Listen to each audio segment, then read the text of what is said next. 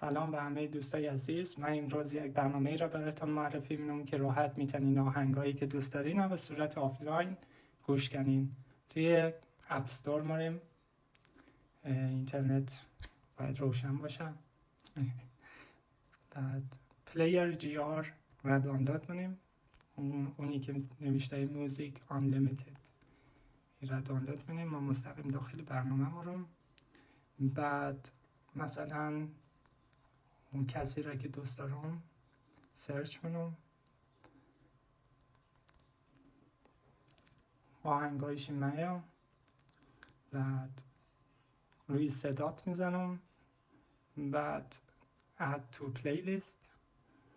بعد ما پلیلیست هایی که قبلا درست کردم الان یکی دیگه هم درست کنم،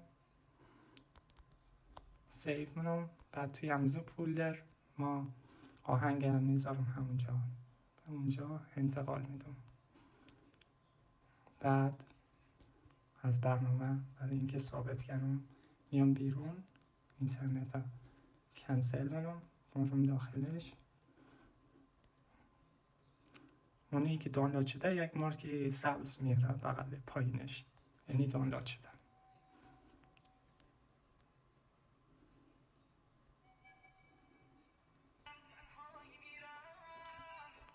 امیدوار هستم که از این برنامه خوشتون آمده باشه و کامنت و لایک فراموش نکنید و این ویدیو را شیر کنید. با تشکر، تا ویدیوی دیگه.